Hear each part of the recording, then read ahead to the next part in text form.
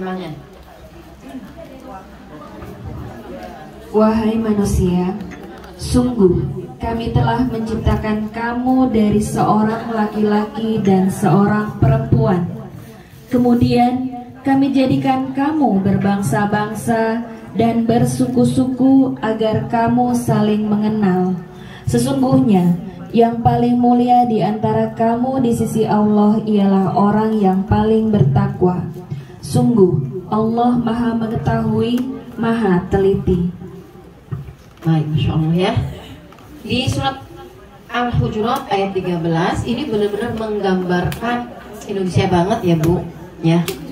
Indonesia banget. Mungkin kalau kita nggak ada di Indonesia, mungkin secara real kita nggak akan tahu tuh ragam macam perbedaan suku, ya, bangsa dan segala macam. Tapi karena kita di Indonesia, banyak pulau, banyak suku, ya, banyak apalagi budaya-budaya, bahasa juga dan segala macam, kita benar-benar ngerasain, ya, kebenaran firman-Nya Allah bahwa ternyata Allah itu menciptakan kita itu dari laki-laki dan perempuan dan menjadikan kalian berbangsa-bangsa, kemudian bersuku-suku agar kalian saling mengenal. Di ayat ini yang pertama Allah sampaikan dzakari wa unsa. Jadi Allah bilang, Allah ketika menciptakan manusia itu jenisnya, gendernya cuma dua.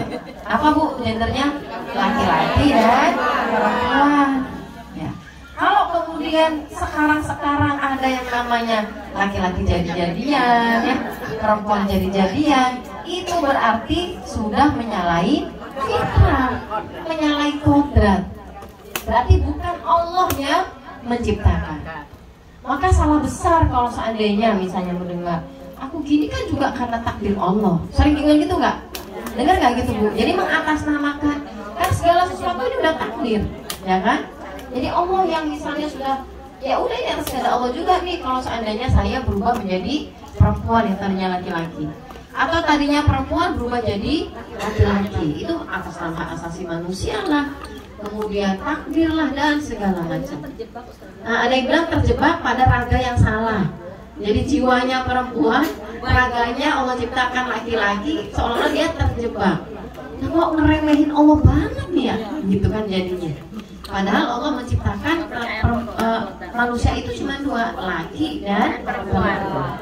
Kalau seandainya tadi ada yang berbeda dan segala macam, itu berarti ada penyimpangan, ya, ada penyimpangan. Maka jangan sampai kita terbawa nih arus yang seperti ini, karena makin akhir nih zaman udah mulai makin edan, ya. Alhamdulillah minta itu ngeri, itu ya, ngeri banget gitu. Yang terakhir kemarin apa yang pesantren itu ya, yang rumah hafiz, di rumah yatim, itu nggak kebayang ya. Iya gitu ya, luar biasa.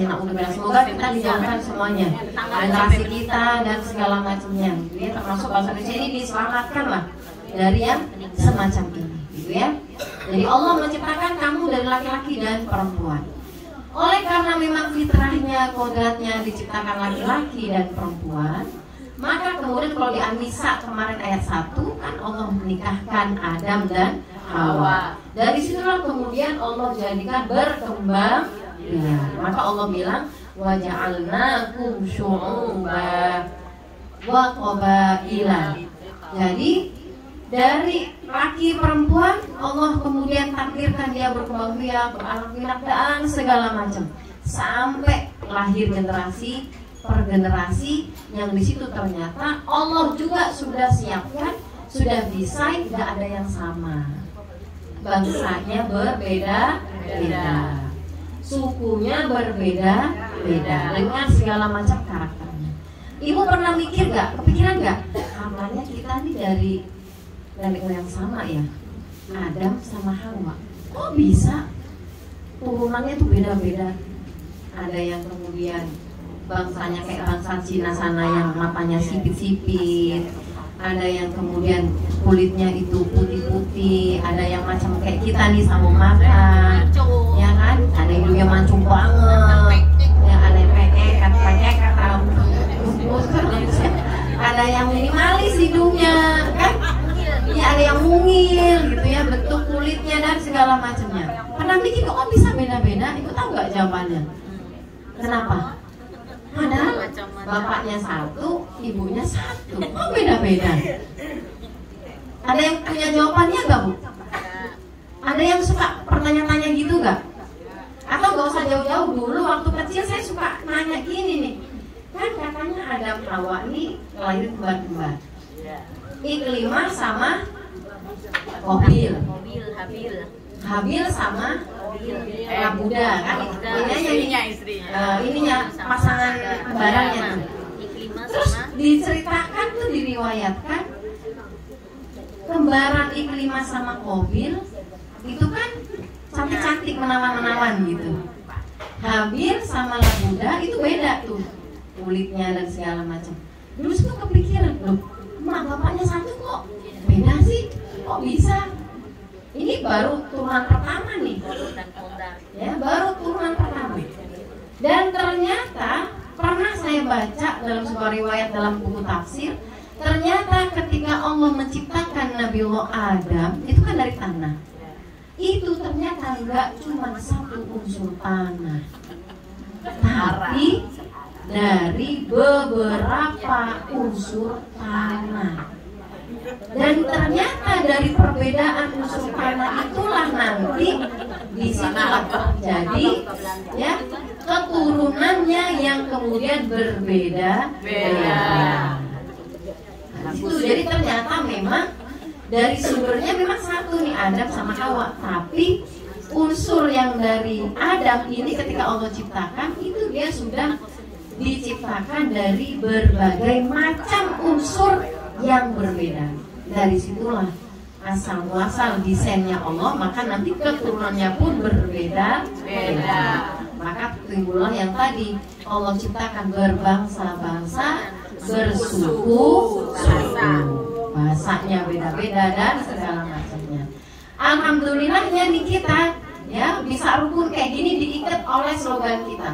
Apa slogan kita, Bu? Bineka Tunggal Ika. Apa itu artinya? Berbeda-beda tetapi tetap satu tujuan. Berbeda-beda tapi tetap satu tujuan. Ini coba saya tes nasionalismenya nih. Nah, pelajaran zaman SD, SMP, SMA. Sumpah Pemuda. Oh iya, 28 Oktober Sumpah Pemuda yang akhirnya melahirkan Sumpah Pemuda. Coba berbeda-beda tapi tetap satu tuh maksudnya bagaimana? Seperti yang diterapkan dalam Sumpah Pemuda. Ayo, ini masih ada hadiah surprise apa kayak ini? Tidak ada. Ayo, coba sebutin. Kan ada 3 tuh. Ya, wassalamu. Satu aja dulu, satu aja. Ayo Ustazah, monggo. Walaupun kita berbeda-beda tetapi tetap satu tujuan. Contohnya berbeda bahasa, terutama dan pertama berbeda agama, berbeda bahasa, berbeda suku. Satu lagi berbeda kan? Ustazah, Bu Haji,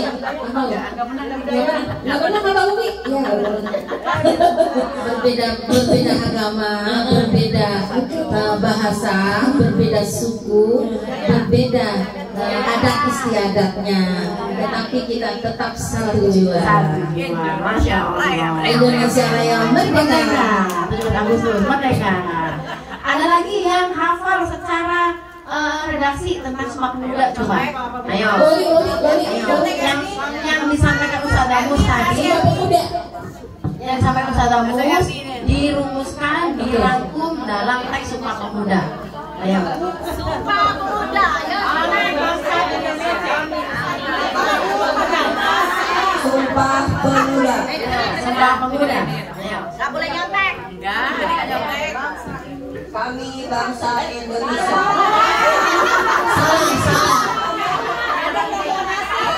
Kami putra dan putri Indonesia.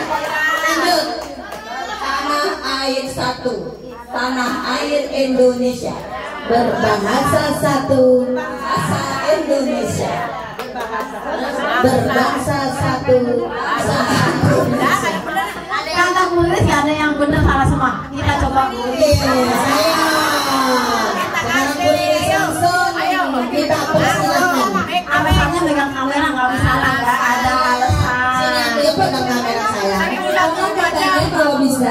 Sumpah sini. Pemuda Indonesia harus hafal Sumpah Pemuda. Udah bukan Berdiri, silakan berdiri. Berdiri Wilis. Rukun iman. Kalau Ustaz Agus nyalain dulu, rasain loh. Nah, betul. Pengen lihat. Padahal nggak gitu saya.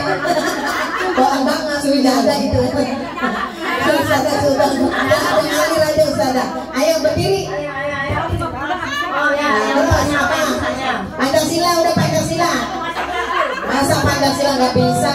Berarti sekolahnya lulus nyokok nih, nggak bener. Ayo. Tolongin Umi dong nih, ngomong melon. Mana sih katanya ngomong melon? Aduh, ngomong melon. Kasian banget. Pancasila, iya. Sumpah Pemuda Umi Riz serahkan ke adik Raja Hidayat. Ngomong melon kagak ada yang bisa. Ayo cepetan, ayo. Dari kameranya banyak les. Udah kita bacain. Putri Indonesia. Berbangsa air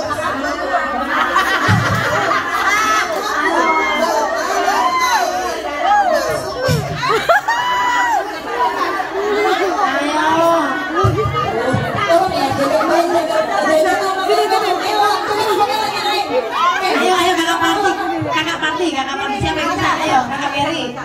Dia. Sumpah Pemuda, kami putra dan putri Indonesia mengaku Baca. Indonesia. Putra dan putri Indonesia mengaku kebangsaan satu bangsa Indonesia. Kami dan putri Indonesia menjunjung dasar persatuan bahasa Indonesia.